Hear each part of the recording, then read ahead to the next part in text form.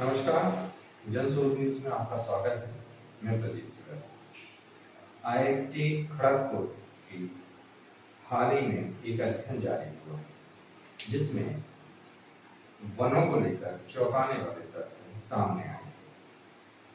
IIT Kharagpur का यह अध्ययन कहता है कि भारत ने 2001 से लेकर 2018 के बीच में जितना वन क्षेत्र पुनः स्थापित किया है या प्राप्त किया है उससे 18 गुना अधिक वन क्षेत्र खो दिया है। यह सरकारी दावों के एकदम उलट है, जहां वो ये कहती है कि भारत में वनों की वृद्धि हुई है। हालांकि इसमें सरकार ने जादुई आंकड़े या आंकड़ों की कलाबाजी की है। उन्होंने जो अर्बन एरिया है, जो सिटीज हैं, जो महानगर हैं, उनके भी वनों को इसमें जोड़ लिया है, जिसकी गणना होती है, जिसकी वजह से शायद वनों में दृष्टिगोचर हो रही है। हालांकि वह भी कितना सही है, यह भी उस पर देखने वाली बात है। रिपोर्ट में सबसे ज्यादा जो भयावह स्थिति है वह तमिलनाडु और पश्चिम बंगाल की है, जिसमें देश में सबसे अधिक वनों की कटाई हुई है। इन राज्यों में सैटेलाइट से जो अध्ययन किया गया है उसमें भयावह स्थिति निकल के आई है, और अगर इसे रोका नहीं गया तो इससे भी भयावह परिणाम सामने आने वाले हैं। अगर इन पूरे सैटेलाइट के डेटा का विश्लेषण करें, जो कि आईआईटी खड़गपुर ने किया है, हम स्पष्ट करना चाहते हैं कि ये जो आंकड़े हैं वो हमारे नहीं हैं, आईआईटी खड़गपुर के हैं। तो हम सरकार पर कोई आरोप नहीं लगा रहे, ये डाटा का विश्लेषण कर रहे हैं जो आईआईटी खड़गपुर ने जारी किया है। इस डेटा के अनुसार भारत ने कुल 23.3 लाख हेक्टेयर जंगल खो दिया है, जबकि उसी दौरान केवल 1.3 लाख हेक्टेयर जंगल को फिर से उगाया या बहाल किया है। इस प्रकार वन हानि और पुनर्वनीकरण यानी पुनः वनों को स्थापित करने का जो अनुपात है वो 18:1 है। सबसे ज्यादा नुकसान उठाने वाले राज्य जो इस रिपोर्ट में बताए जा रहे हैं वह है तमिलनाडु। 2001 से 2018 के बीच में लगभग 2,80,000 हेक्टेयर से अधिक का जंगल यहाँ नष्ट हो चुका है। आप सोच सकते हैं कितना भयावह आंकड़ा यह वहाँ की जलवायु, बायोडायवर्सिटी और वहाँ की आदिवासियों की आजीविका के लिए है। पश्चिम बंगाल की भी स्थिति कमोबेश यही है। लगभग 2,40,000 हेक्टेयर जंगलों की कटाई यहाँ पर 2001 और 2018 के बीच में की गई है, जिसके भयावह परिणाम अब देखने में और सुनने में भी आ चुके हैं।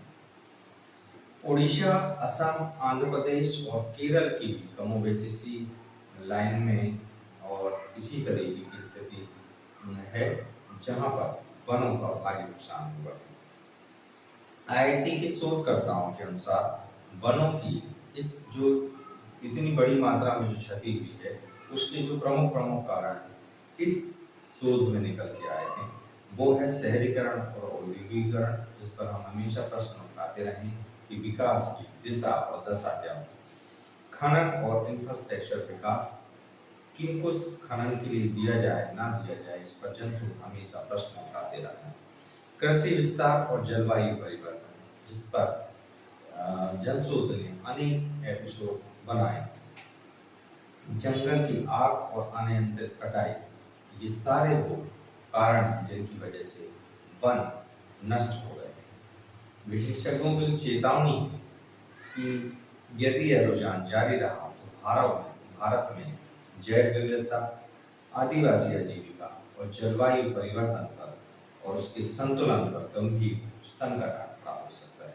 आईआईटी के प्रोफेसर सुभाष भौमिक ने कहा है कि वर्तमान आंकड़े न केवल पर्यावरण के लिए खतरे की घंटी है, बल्कि सतत विकास की दिशा में उठाए गए प्रयासों की विफलता को भी दर्शाते हैं, जिस पर जनशोध हमेशा प्रश्न करते रहा है कि जो आधुनिक विकास है, जिस तर्ज पर भारत सरकार चल रही है, उस विकास की दशा और दिशा दोनों पर जनशोध प्रश्न उठाते रहता है।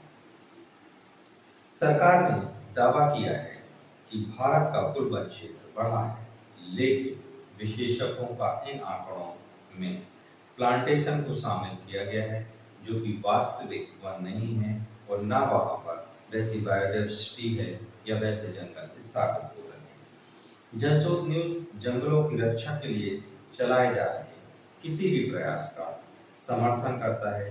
वन संरक्षण अभियानों और आदिवासी समुदायों की आजीविकाओं और भूमिका को सामने लाने के लिए समर्पित। यदि आपके पास में वन संरक्षण का कार्य कर रहे हैं या करने वाले हैं, तो हमें जानकारी दें। हम आपकी कहानी को पूरे देश में पहुंचाने का प्रयास करेंगे। जनशोध जल, जंगल और जमीन की लड़ाई हमेशा लड़ता रहेगा। आदिवासियों के हक की आवाज़ हमेशा उठाते रहेगा और वनों को नष्ट होने के लिए उठाए जा रहे कदमों का हमेशा विरोध करता रहेगा। विकास विनाश की कीमत पर नहीं होना चाहिए। विकास जंगल की कीमत पर नहीं होना चाहिए। विकास पर्यावरण की कीमत पर नहीं होना चाहिए। विकास बायोडाइवर्सिटी जैव विविधता की कीमत पर नहीं होना चाहिए और विकास आदिवासियों की आजीविकाओं की कीमत पर नहीं होना चाहिए। यह जनशोध की स्पष्ट राय है। इसकी लड़ाई लंबी चली है, चलेगी और चलती रहेगी। इसको जनशोध हमेशा लड़ता रहेगा। बेखौफ पत्रकारिता और बुलंद आवाज को आप चुनना चाहते हैं तो लाइक और सब्सक्राइब करना ना भूलिएगा। देखते रहिए जनशोध। नमस्कार।